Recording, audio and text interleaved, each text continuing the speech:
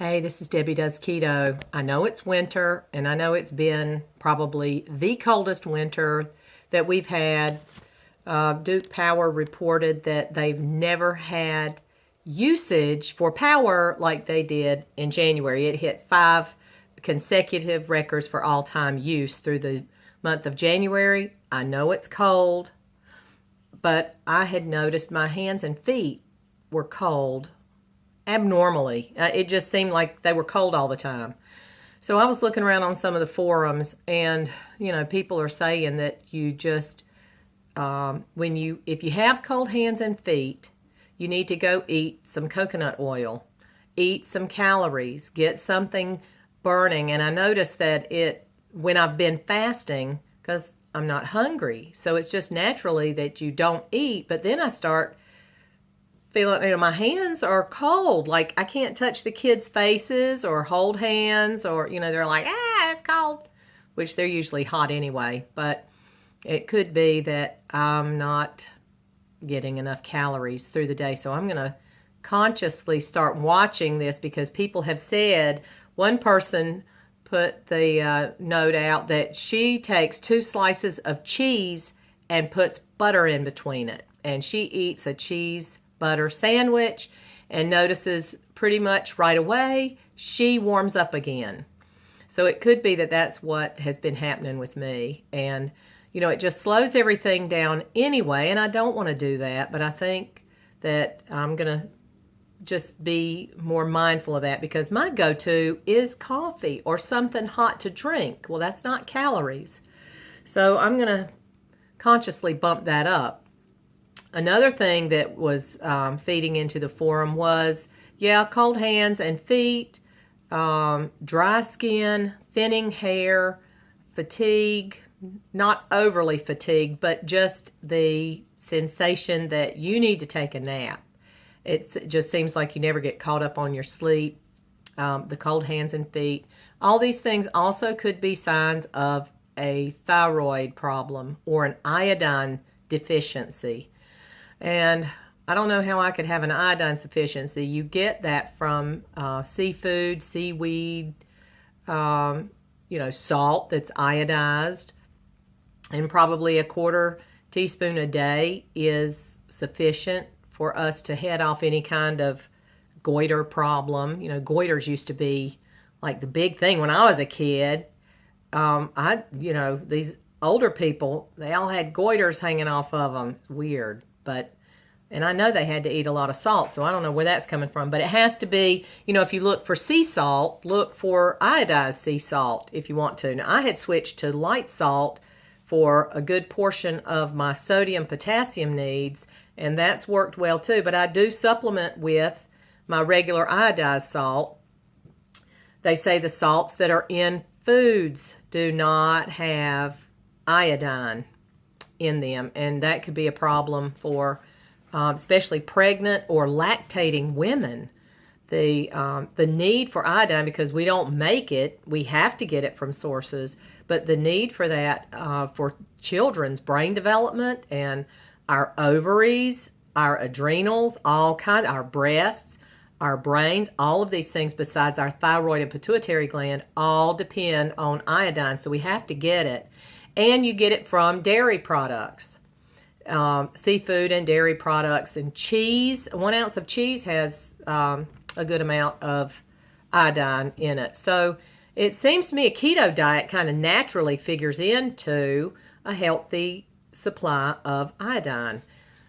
So that's why I kind of crossed that out. Even though I have dry skin and thinning hair, not really that tired. I have good energy, so I'm hoping it's not thyroid related, but I'm thinking mine is more that I need to just stop and have some calories and see if that doesn't get me charged up again and get some heat going back in my body. But this morning I got up, I had my coffee with no stevia, and took people where they needed to be, and came back here and exercised on my air climber. So I got my muscles going, And then I sat down and had like 6.5 ounces of meatloaf with bacon.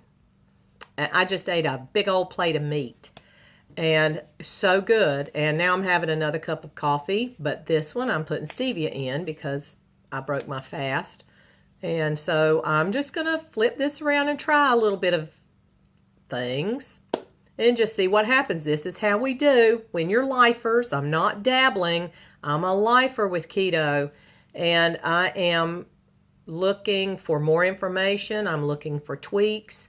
I want to do it with some consistency, though, so that I can find out what does work. So it's not like I want to do something one day and not the next. I want to consistently get my electrolytes covered. That much I do know. So I do have my lemon water with my vinegar and at least a half a teaspoon of light salt in there. And I consistently do that. So I'm covering my bases for my electrolytes. I do not want to get low on my sodiums, my potassiums. I'm sleeping so good. So I feel like that part of it is balanced out. My hair has stopped falling out. My fingernails started growing again.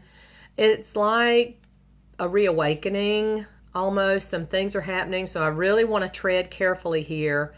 And I just want to be consistent, and in my experimentation or my tweaking, I just want to do it so that I can make notes and understand what my body is doing, feed it when it's hungry, nourish it with some good dense nutrition, chicken, livers. I know I say liver or souse meat and everybody goes, no, but chicken livers are fantastic. I love them. I just made 2 batches of them the other night for me and my daughter. And I cut those up. Well, I mean, they're fried so good. And I just cut them up, put them on my salad in the evening. It's really good. But if you're not into livers and all that, just make sure that you're getting some good dense nutrition. And this goes back to the book that Jeffrey Gerber and Ivor Cummings has written. Now, you can pre-order their book, Eat Rich, Live Long. And I was listening to a little bit of Jeffrey Gerber. Didn't get to finish it, but he was talking about this has been a 4-year team effort with them to write this book and put it out. I think it's going to be great. And you can pre-order it now. It doesn't come out until the end of February. It might be one that I will splurge on for a first edition because I think they're going to have some really good information. Maybe not more than what you can glean from YouTube channels and their actual seminars where they sit down and talk to people and do interviews at the Diet Doctor. Man, they've got some great interviews. Just good information. Just to hear these brains talk about the things that we're living. It's really good information. So, I just want to stay focused on the keto and stay as a lifer because my body is changing constantly. And I mean, we have up to 60 trillion cells in our body. That is a lot to be taken care of. That's a lot of thought to be kind to our bodies and to try to prevent any of these cells from going rogue and getting stinky on us and bringing us a cancer that we don't want. So we just have to take care of these things, nourish ourselves and hydrate ourselves and get our electrolytes in and eat good whole foods. And, we just can't depend on government websites and things to fill us in on what's really going on with our foods. When I do a search for anything, even if the National Institute of Health, the NIH, pops up, I don't even read that website. I don't even go there. I don't trust any government sources to tell us the truth about any of our foods from the Department of Agriculture on down. I will look for alternate sources. I look to Dr. Mercola. He usually has a pretty good website. He gets into some other kind of deep, weird stuff that doesn't really interest me, but I go to him for some sources of information. And I just look for alternative sources, people that are really out there doing some research so that it will help us, know what's going on and how to stay focused on being a lifer for keto. So with that, I say y'all have a great day. Keep it keto, and we'll talk to you next time. This is Debbie Does Keto.